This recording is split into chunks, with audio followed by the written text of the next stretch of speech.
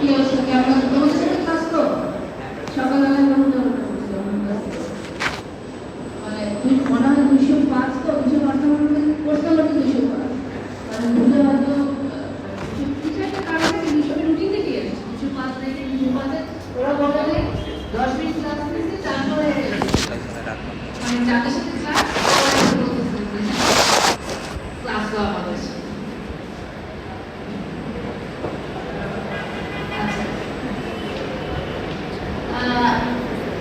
কি অবস্থা নেই তোমাদের? ভালো আছো? তো আমরা ডিজিটাল গতকাল তো অলরেডি তোমাদের ইন্ট্রোডাক্টরি সেশন হয়ে গেছে, সো মোটামুটি আমরা ইন্ট্রোডাক্টরি কথাবার্তা সবই যেহেতু হয়ে গেছে মানে জানো যে কেন আমরা এটা করবো, কারণ ক্লাস কোর্স অনলাইন সিলেবাসও দেখছো। তো এটা হচ্ছে আমাদের মানে ফার্স্ট হার্ডওয়্যার কোর্স, খুব সহজ একটা কোর্স, মজার কোর্স, মানে খারাপ লাগবে হ্যাঁ। আর তো সহজ বললাম মানে তাহলে আবার ই করো না, মানে পড়াশোনা ছেড়ে দিও না, সেরকম কিন্তু না ব্যাপারটা হ্যাঁ। মানে এটা কিন্তু আমার খুব ভালোভাবে আয়ত্ত করতে হবে, কারণ হচ্ছে কাইন্ড অফ প্রোগ্রামিংটা যদি শুরুতে ভালো মতো না করে আসবে তাহলে কিন্তু মনে করো যে এখন ডাটা স্ট্রাকচার অ্যালগরিদম তারপর আরো আসবে তোমার কম্পাইলার ওএস মানে যত এই ধরনের কোর্সগুলো আছে সেখানে কিন্তু তখন স্ট্রাগল করতে হতো তাই না। সিমিলারলি এখানেও যে first hardware course basic course এটা যদি আমরা ঠিক মতো না শিখে যাই পরে যখন উপরের লেভেলের হার্ডওয়্যার কোর্সগুলো আসবে তখন আসলে কঠিন হয়ে যাবে, মানে আলটিমেটলি এটা শিখতেই হবে, তখন আবার এসে শিখতে হবে, আগে শিখেই হবে মানে আগে শিখলে তো অ্যাটলিস্ট গ্রেডটাও ভালো আসবে, পরে শিখলে তো আর তখন গ্রেড ভালো করার সুযোগ থাকবে। আচ্ছা আরেকটা ব্যাপার হচ্ছে এটা তো হচ্ছে যে থিওরিটিক্যাল মোটিভেশন বলা যে ফার্স্ট মানে পরের হার্ডওয়্যার কোর্সের জন্য এটা আমাদের জানতে হবে, কিন্তু এটা তো আর আমাদের মানে পড়ার মোটিভেশন দিবে না। এখন আমরা পড়বো কেন? আমি খুব বেশি ডিটেলসে আলোচনা যাবো না, কারণ আগে যেহেতু তোমাদের এগুলো নিশ্চয়ই অনেক কথাবার্তা হয়েছে। খুব হাই লেভেল থেকে বলতে হলে যে এখন তো আসলে ডিজিটাল সিস্টেম ছাড়া কাইন্ড অফ আমরা অচল তাই না, মানে আমরা ডিজিটাল এরিয়ায় আছি। সে তোমাকে যদি বলা হয় যে তুমি তুমি ইউজ করবা না, মানে তোমার কিন্তু মানে খুব কমফর্ট ফিল করবা না তাই না, মনে হবে যে মানে এমনভাবে ডিপেন্ডেন্ট হয়ে গেছো এটা ছাড়া চলবেই না। মানে এইভাবে আসলে ডিরেক্টলি ইনডাইরেক্টলি বিভিন্ন ডিজিটাল সিস্টেমের সাথে আমরা ডিপেন্ডেন্ট হয়ে পড়ছি, যেটা হয়তো 10 বছর আগেও আমরা চিন্তা করিনি, তখনও ডিজিটাল সিস্টেম ছিল কিন্তু এই লেভেলে ছিল না হ্যাঁ। এবং টেকনোলজি কিন্তু কন্টিনিউয়াসলি চেঞ্জিং, 5 বছর পরে কি হবে সেটাও আমরা জানি না, হয়তো এর চাইতে আরো অনেক বেটার কিছু চলে আসবে, মানে এটা তো প্রতিনিয়ত চেঞ্জ হচ্ছে এবং আমাদের যে রিয়েল নিড সেটাকে টার্গেট করে এই চেঞ্জগুলো হচ্ছে। তো এখন তোমরা যেহেতু কম্পিউটার ইঞ্জিনিয়ার হবা, মানে তোমরা তো not only computer scientist, so that means মানে তোমরাও তো এই ইনোভেশনের পার্ট হবে হ্যাঁ। এখন তোমাদের তো এরকম মনে হবে যে এটা তো আমার নিড, এটা তো সবার নিড, তাহলে এটাকে আমি অ্যাড্রেস করি, এটাকে অ্যাড্রেস করতে গেলে আমার হয়তো এরকম একটা ডিভাইস আর ডিজিটাল সিস্টেম আমার তৈরি করা দরকার। এখন সেই তৈরি করা তুমি কেমনে করবা, তুমি যদি তৈরি করার মেথডটাই না জানো, সে তুমি যদি প্রোগ্রামিং না জানো, তুমি এরকম বিভিন্ন কিছু সফটওয়্যার কেমনে দেখো। একই থিং এখানে যে তুমি যদি এই মেইন মানে বেসিকটাই না জানো তাহলে কিন্তু তুমি চিন্তাই করতে পারবে না যে কি করলে কোথায় ইনোভেশন আনলে আমি নতুন বা মোর এফিশিয়েন্ট মোর অপটিমাইজ একটা ডিভাইস তৈরি করতে পারি। সো তার মানে আমাদের এখানে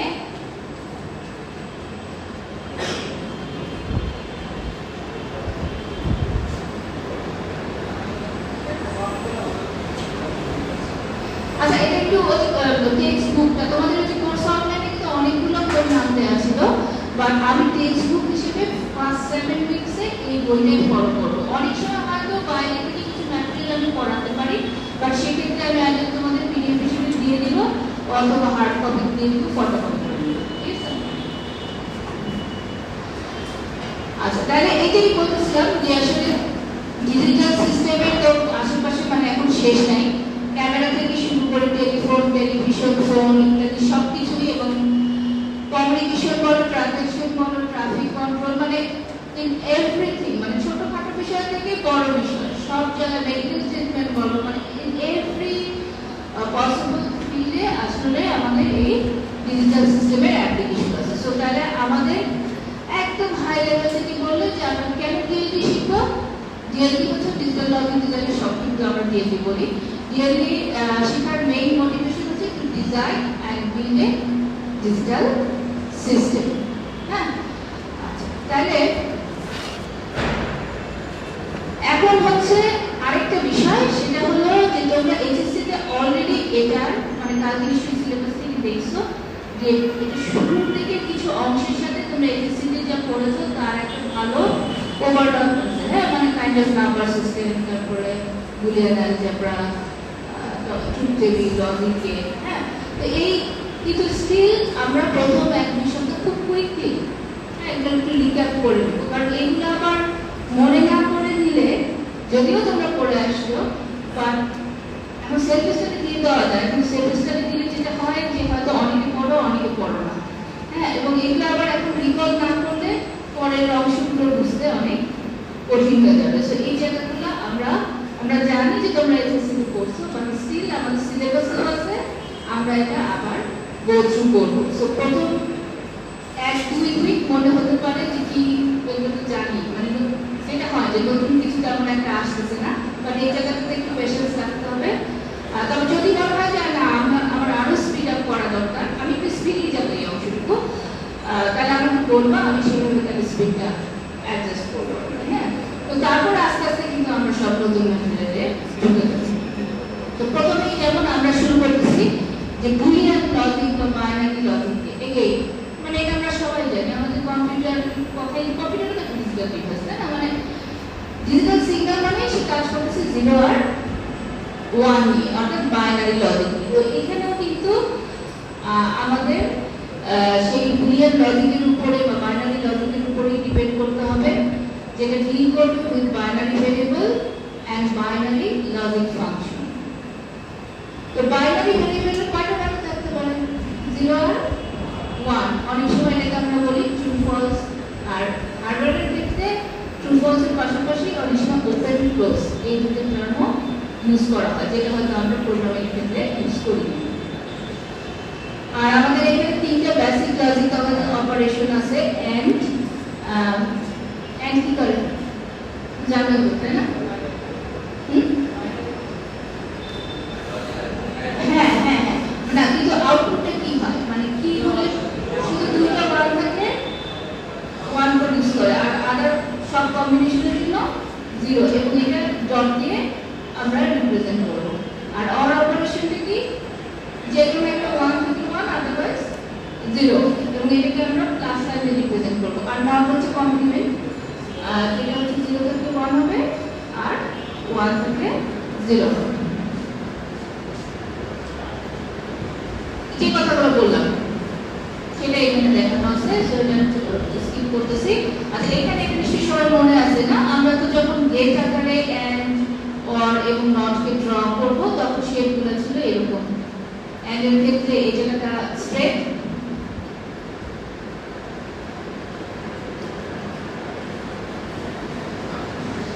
আমি কি উল্টা যাচ্ছি না?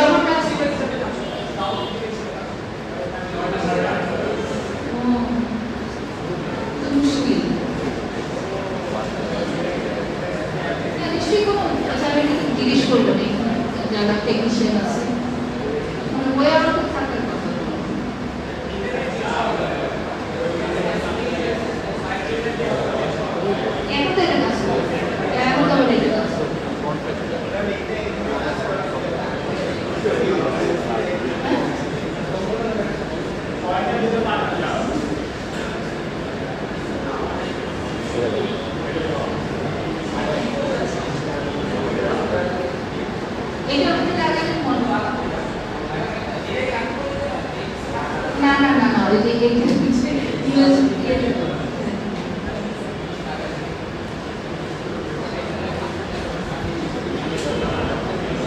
হ্যাঁ এটাই দেখো এটা দেখা যাচ্ছে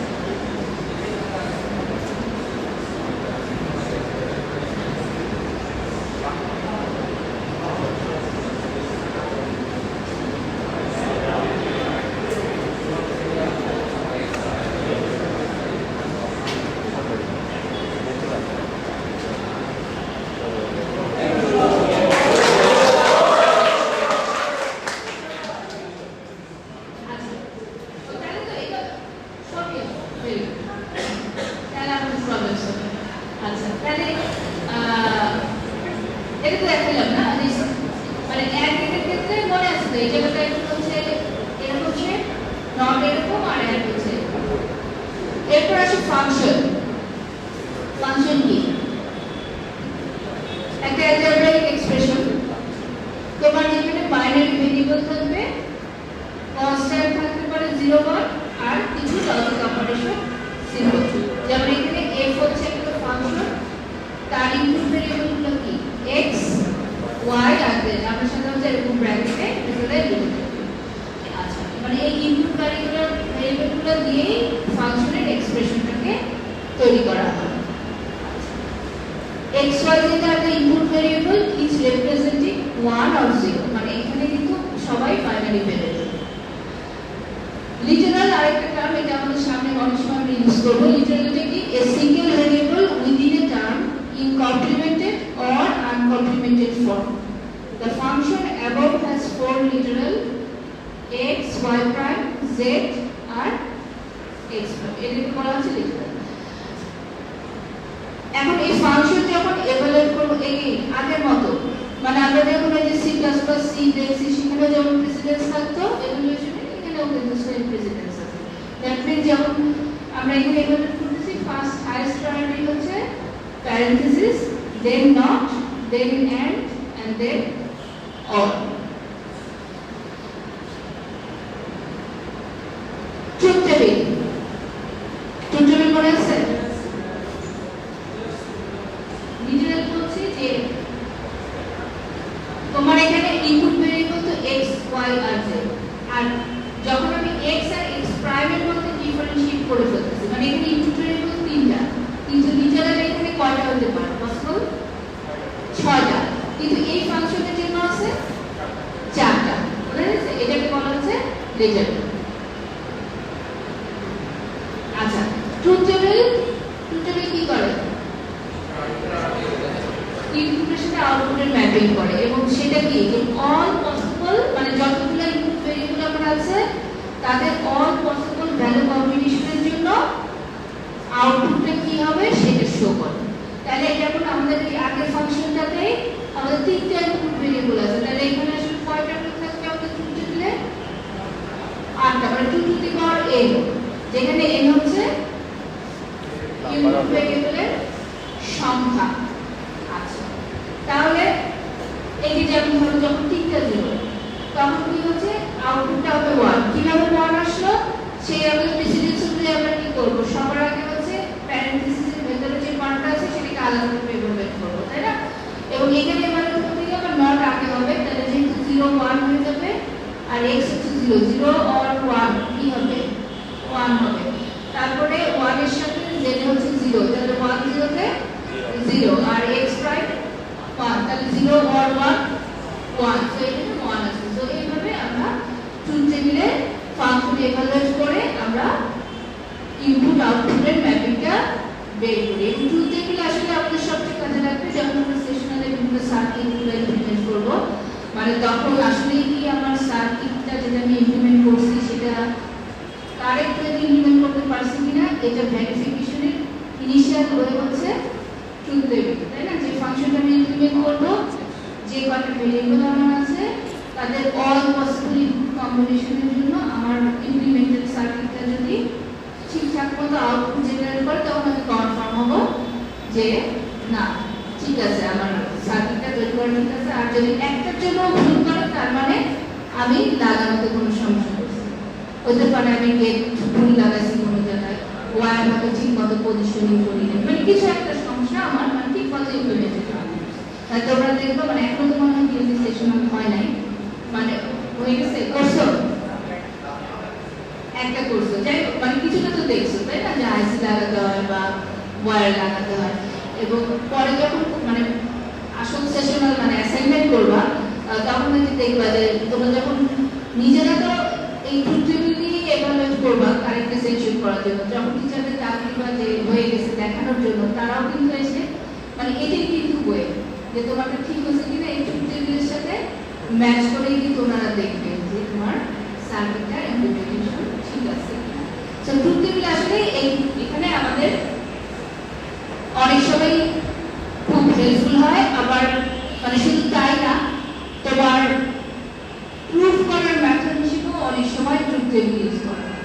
হ্যাঁ, এটা পরে আসি, এখন ওই কথাবার্তা না দেয়। তো আমরা যেটাতে ছিলাম সেটা হচ্ছে ফাংশন নিয়ে। হ্যাঁ, তাহলে আমরা যেমন এই ফাংশনটা যখন এটার জন্য যখন এই সার্কিট ডায়াগ্রামটা আঁকবো খুব ইজিলি আমরা এই যে যেহেতু X or Y prime Z, তার মানে ওয়াই প্রাইমকে আমি নট দিয়ে ওয়াই প্রাইম করে নিলাম ওয়াই কে, তারপরে অ্যাড করলাম, দেন অর এর সাথে করে আমি ফাংশনটা সার্কিট ডায়াগ্রামে ফেলতে পারি। তো এটা তো খুব ক্লিন ডায়াগ্রাম, কোনো সমস্যা নাই। কিন্তু ধরো অনেক বড় বড় ডায়াগ্রামটা আঁকতে হবে, তখন তো এত ক্লিন থাকবে না, অনেক ক্রিসক্রস হবে। হ্যাঁ, তখন যে কমন মিস্টেকটা আমরা অনেক সময় করে থাকি যে যখন আমরা ইনিশিয়ালি সার্কিট ডায়াগ্রামটা আঁকি, মানে যখন ইমপ্লিমেন্ট করবো তার সার্কিট ডায়াগ্রামটা নিজে ড্র করবো, ড্র করার সময় আমরা কানেকশনগুলোকে পয়েন্ট করি।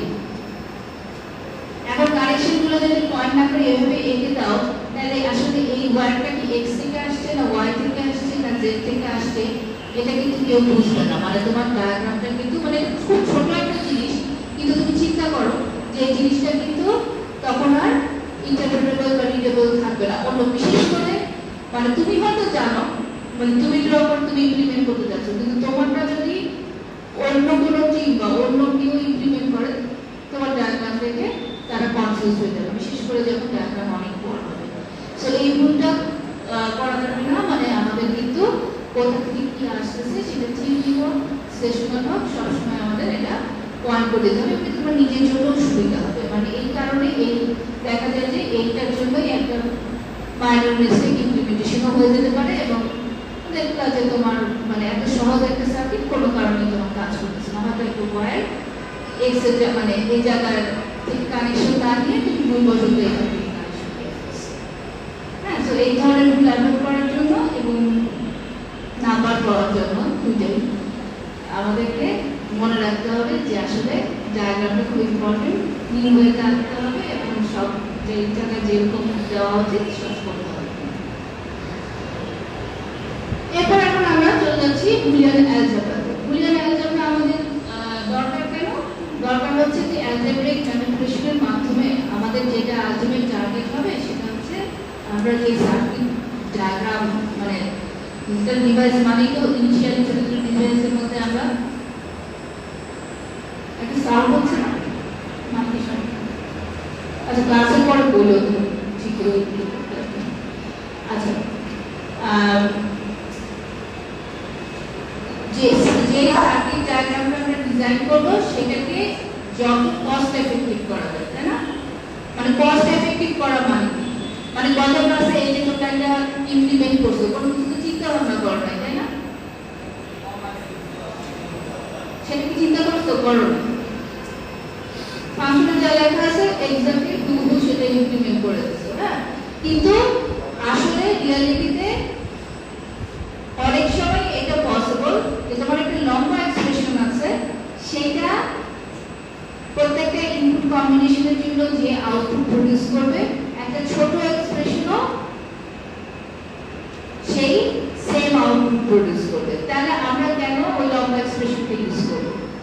হ্যাঁ, তো এইটাই আমাদের অ্যালাউ করবে বুলিয়ান অ্যালজেব্রা, যে মিনিমাইজ করা যায়।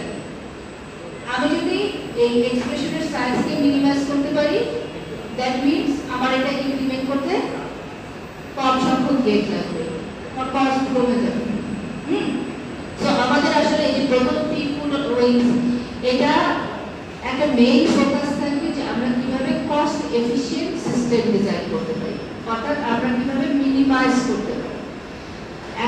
এই মানে একই রকম আমরা প্রোগ্রামিং তো একটা একটা কোড ব্রুট ফোর্স ওয়েতে লিখে ফেলতে পারি না, একদম এক্স অর্ডার অফ এক্স করে আমরা লিখে ফেললাম। আবার সেই জিনিসটা কিন্তু আমরা এফিশিয়েন্ট ওয়েতে লিখতে পারি। তোমার সেম আউটপুটে প্রডিউস করবে, কিন্তু সেকেন্ড অপশনটার সুবিধা হচ্ছে তোমার সময় অনেক কম লাগবে এবং ফাস্টার হবে, রেসপন্স টাইম কুইক হবে। এবং এগেইন তুমি যদি বড় সিস্টেম চিন্তা করো, যে আগে যেরকম বলছি যে টিভি ছেড়ে তুমি বসে আছো, টিভি অন হতে অনেক সময় লাগবে, তুমি ওই টিভি ইউজ করবা। তো এইখানেও কিন্তু একই, মানে একটা তো বলতেছে যে কস্ট হবে, এইখানেও কিন্তু তোমার টাইমের বা স্পিডের ক্ষেত্রেও তোমার আসলে কন্ট্রিবিউট করবে। কিভাবে করবে? তোমরা এখন এই ছোটখাটো যেসব সার্কিট ইমপ্লিমেন্ট করবা সেই জায়গায় তোমরা এই রিফ্লেকশন দেখতে পারবা না, কিন্তু যখন অনেক বড় ডিজিটাল ডিভাইস বা সিস্টেম তুমি ইমপ্লিমেন্ট করবা তখন কিন্তু এই রিফ্লেকশনটা বোঝা যাবে। কেন? প্রত্যেকটা আইসির ভেতরে, প্রত্যেকটা গেটের ভেতরে যখন সিগন্যাল মানে পাস করবে, ওয়্যারের ভিতরে যখন সিগন্যাল প্রপাগেট করবে, এগুলো একটু হলেও সময় নেবে।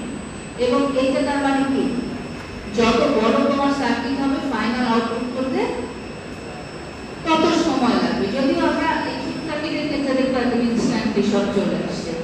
সো দ্যাট মিনস যে আমাদের বুলিয়ান অ্যালজেব্রার জানার মেইন উদ্দেশ্য হচ্ছে to find the simplest circuit implementation with the smallest number of gates or wires. Simpler circuits are cheaper to build, consume less power and run faster than complex circuits. তো তোমার implementation করতেও কম সময় লাগবে। আচ্ছা, এটা Boolean অ্যালজেব্রাটা 1854 সালে develop করেছেন George বুল। তাহলে আমরা সরাসরি বুলিয়ান অ্যালজেব্রা চলে যাই। তো এই বুলিয়ান অ্যালজেব্রা হবে আমাদের one of the way to minimize the size of circuit, কিন্তু আমরা ইনফ্যাক্ট আসলে তিনটা ওয়ে দেখব। হ্যাঁ, বুলিয়ান অ্যালজেব্রা, কে-ম্যাপ, টেবুলেশন, একটা পর একটা তিনটাই আমাদের জানতে হবে। তিনটারই কিছু প্রস এন্ড কনস আছে। হ্যাঁ, সো যাতে ভবিষ্যতে কখন কোনটা অ্যাপ্লাই করা ফিজিবল সেই অনুযায়ী যাতে আমরা অ্যাপ্লাই করতে পারি, তিনটা মেথড নিয়ে আমরা একটা পর একটা দেখব। এবং পরীক্ষার জন্য আসলে তিনটা জানতে হবে, কারণ অনেক সময়ই বলে দেওয়া হবে যে তুমি বুলিয়ান অ্যালজেব্রাতে মিনিমাইজ করো, অথবা তুমি কে-ম্যাপ ইউজ করে মিনিমাইজ করো। ইভেন তোমাদের সেশনালে প্রথম দিকে যে সেশনগুলো থাকবে সেখানে কিন্তু বলা হবে তোমার বুলিয়ান অ্যালজেব্রা। আচ্ছা, তাহলে নরমালি অ্যালজেব্রা বলতে আমরা কি বুঝি? একটা ম্যাথমেটিক্যাল সিস্টেম যেখানে সেট অফ এলিমেন্টস থাকবে, সেট অফ অপারেটরস থাকবে এবং এক্সিওমস অর পোস্টুলেট থাকবে। সেট অফ এলিমেন্টস কি? আমাদের আমরা যদি বুলিয়ান অ্যালজেব্রা চিন্তা করি তাহলে আমাদের এখানে এলিমেন্টগুলো কি হবে? 0 1। কিছু অপারেটরস থাকবে বুলিয়ান অ্যালজেব্রার ক্ষেত্রে, অপারেটর হচ্ছে এন্ড আর অর। আর কিছু এক্সিওম থাকবে যেটা হচ্ছে ফ্যাক্ট, যেটাকে আমরা ট্রু হিসেবে ধরে নেব, যেটাকে আসলে প্রুফ করার প্রয়োজন নেই। এবং এই এক্সিওমগুলোকে ইউজ করে আবার আমরা নতুন নতুন থিওরেম ডেভেলপ করব।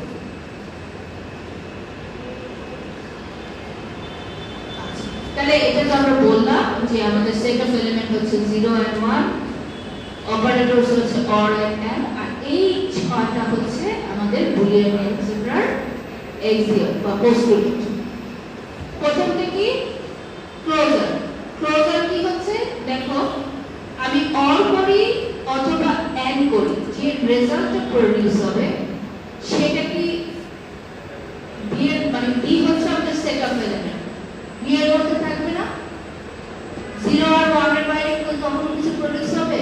কারণ x আর y তো বাইনারি ভেরিয়েবল, হবে না। সো দ্যাট মিন্স এখানে এটা ক্লোজার প্রপার্টি স্যাটিসফাই হচ্ছে। এন্ড অপারেটরের ক্ষেত্রেও তাই। এখন দেখো আরেক নেক্সটটা হচ্ছে আইডেন্টিটি। আইডেন্টিটিটা কি? অর অপারেটরের সাপেক্ষে 0 হচ্ছে আইডেন্টিটি। কেন? কারণ x এর সাথে যদি আমি 0 কে অর করি তাহলে আউটপুট কি হবে? অলওয়েজ x, তাই না? মানে x যদি 0 হয় 0 হবে, x যদি 1 হয় 1 হবে। এন্ড এর ক্ষেত্রে আইডেন্টিটি কি 0 আইডেন্টিটি না, 1 উল্টা। আচ্ছা, তারপরে এটা হচ্ছে কমিউটেটিভ প্রপার্টি, মানে x এর সাথে y অর করি আর y এর সাথে x অর করি, সেম। x এর সাথে y অর করি অথবা উল্টাটা করি, সেটাও সেম। ডিস্ট্রিবিউটিভিটিটা কি? যে এটাকে যদি আমি এভাবে x y আর z এর সাথে যদি x কে অ্যাড করি আর x y কে অ্যাড করে x z কে অ্যাড করে তাদের মধ্যে যদি অর করি সেম। এরপর আসছে কমপ্লিমেন্ট x আর x প্রাইম 1, তাহলে এটা যে কোনো একটা তো 1 হবে। x 0 হলে x প্রাইম 1 হবে, x 1 হলে x প্রাইম 0 হবে, তো x 1 থেকে আলটিমেটলি তোমার 1 হয়ে যাচ্ছে। আচ্ছা, at least দুইটা এলিমেন্ট থাকবে যেটা এখানে আছে, এটাকে বলা হচ্ছে কার্ডিনালিটি, যেখানে x is not equal to 1। তাহলে based on x05 টা কি ছিল? কমপ্লিমেন্ট, তাই না? এই যে x और x প্রাইম করলে 1 আসে, x and x প্রাইম কে অ্যাড করলে 0 আসে। এটা তো হচ্ছে আমাদের ফ্যাক্ট। এই ফ্যাক্ট থেকে এখন আমরা কিন্তু মানে অপারেটর হিসেবে দুইটা দিছি, কি কি? এন্ড আর অর, নট কিন্তু নেই নেই। এখন আমরা নট কি ডিরাইভ করব, আর আমাদের কিছু এক্সিওম দেওয়া আছে। এখন এই 5 নম্বর এক্সিওম থেকে আমরা এখন নট অপারেশন কে ডিরাইভ করতে পারি না, তাই না? তো সেটাই এখানে বলা হচ্ছে যে আমরা এক্সিওম 5 থেকে we can develop a unary operation not, যে x0 হলে x প্রাইম 1 আর x1 হলে x, মানে এটা ট্রু না হলে তো এই এক্সিওমটা ট্রু হতো না। বলে দিছে এক্সিওমটা হচ্ছে ফ্যাক্ট।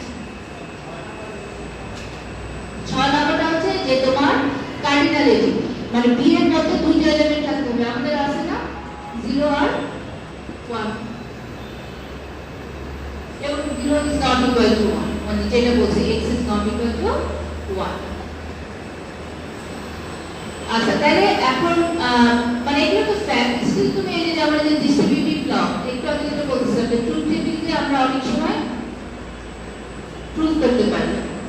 এখন এই ডিস্ট্রিবিউটিভ ল যেটা ছিল কোরিজিয়াম, মনে আছে 3 নম্বর মনে হয় না 4 নম্বর, এই যে এটাকে আমি যে আসলে কি তোমার মনে যদি সন্দেহ হয় আসলে কি এটা ট্রু, তুমি ট্রুথ টেবিলে তো মানে এখনো তো প্লেন আলজেব্রা জানো না, সো এটা তুমি ট্রুথ টেবিলে দেখতে পারো যে হ্যাঁ আসলে ট্রু। যে এই দেখো যে x y z এর সেম ভ্যালুর জন্য এই কলামটা যা দিচ্ছে এই কলামটাও তাই দিচ্ছে, সো এটা আসলে ট্রু। ওই যে বললাম যে অনেক এরকম ছোট সাইজের ক্ষেত্রে আমরা ট্রুথ টেবিল ইউজ করে প্রুভ করতে পারি, কিন্তু তোমার যখন ইনপুট সংখ্যা অনেক বেড়ে যাবে তখন কিন্তু এটা কোনো ফিজিবল সলিউশন না, তাই না? কারণ ট্রুথ টেবিল তখন বিশাল হয়ে যাবে।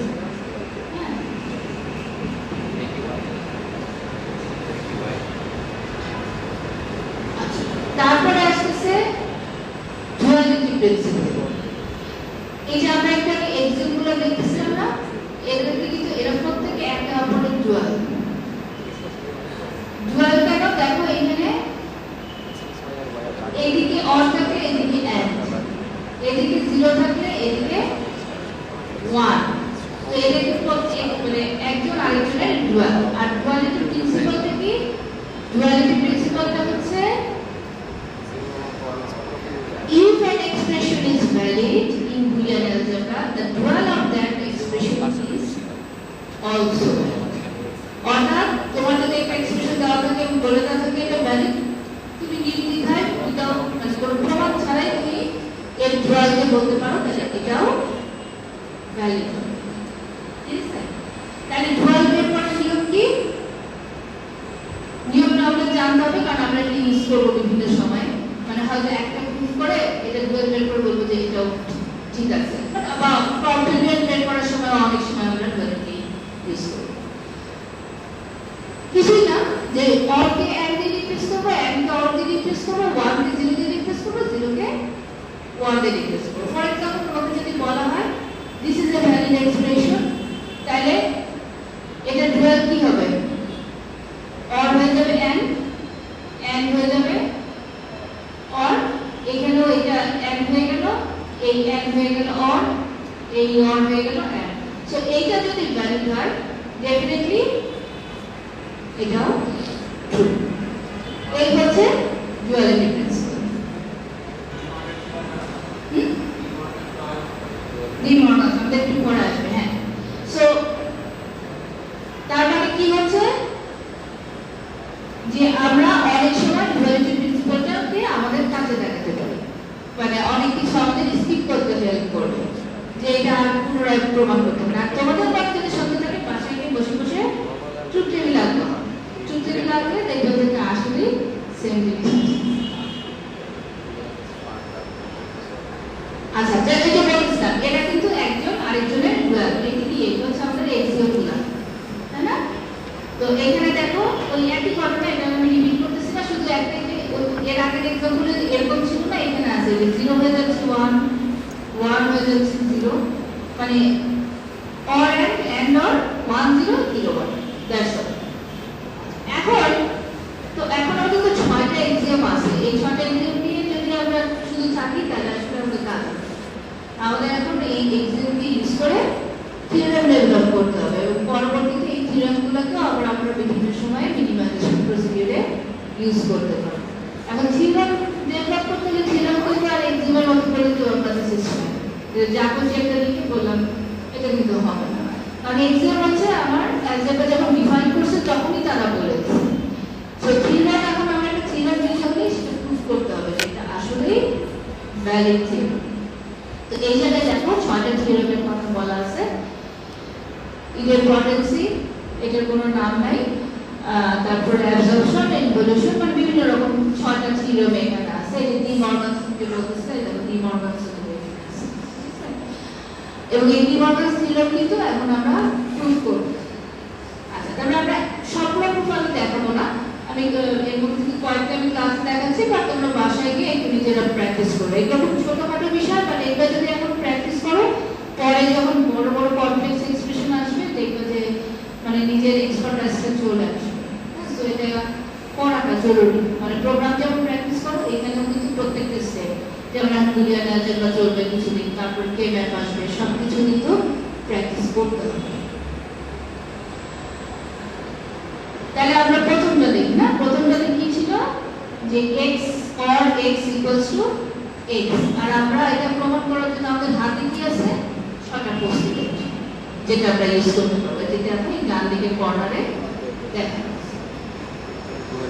আচ্ছা, তাহলে এই x or x কে কি আমি এরকম লিখতে পারি n 1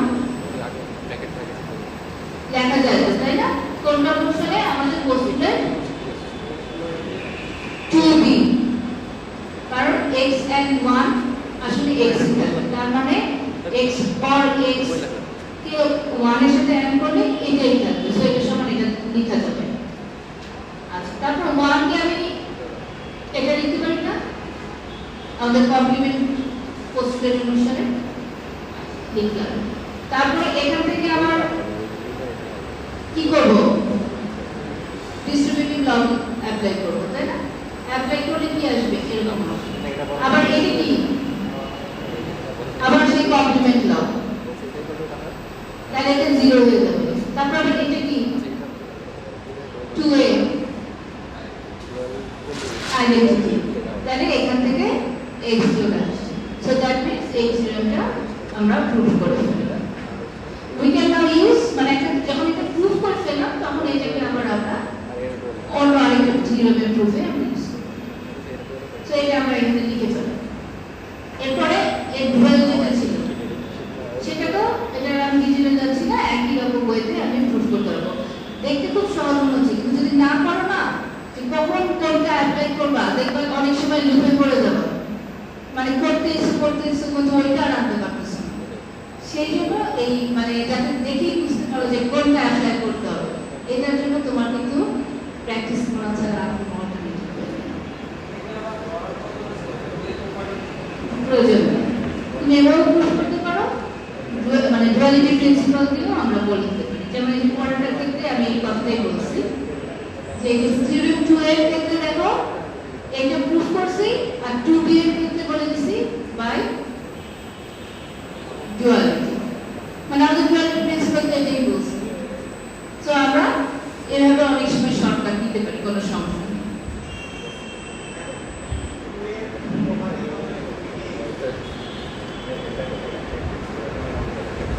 এর প্রমাণে পোস্টুলেট 2b কে ইউজ করেছি। আচ্ছা, আই থিংক আরেকটু বলি, মানে এই জায়গাটা আমি এভাবে 2b 5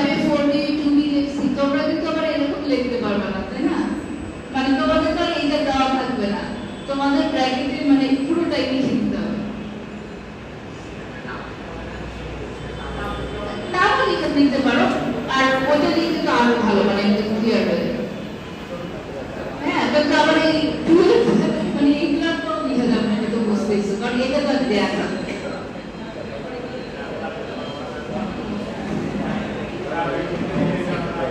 হ্যাঁ, তা পারবা, তোমার সময় যাবে, মানে পুরোটা দেখতে হবে, তারপর দেখতে কিছু করতে পারবো, মানে তুমি নিজে ওইভাবে লিখে একই কথা, তাই না? আচ্ছা, তাহলে থিওরেম 4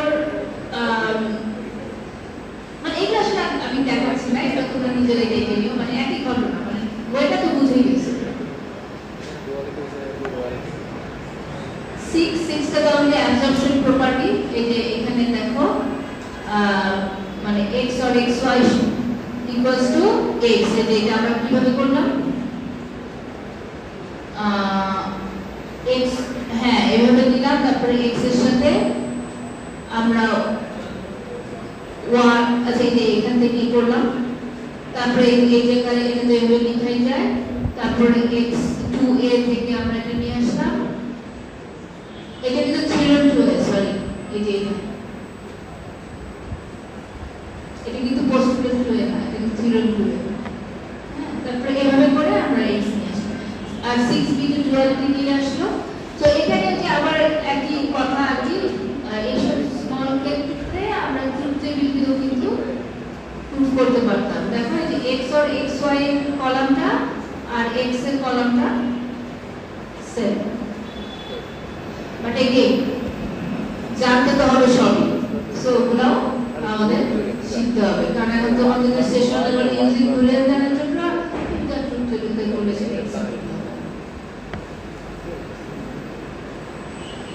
এই যে লাস্ট একটা না, ডি মর্গানস ছিল, ডি মর্গানস ছিল মনে আছে? এটা তো মনে হয় খুব কমন, তাই না? এখন এটা আমাদের খুব ফ্রিকোয়েন্টলি ইউজ করতে হবে বিভিন্ন জায়গায়।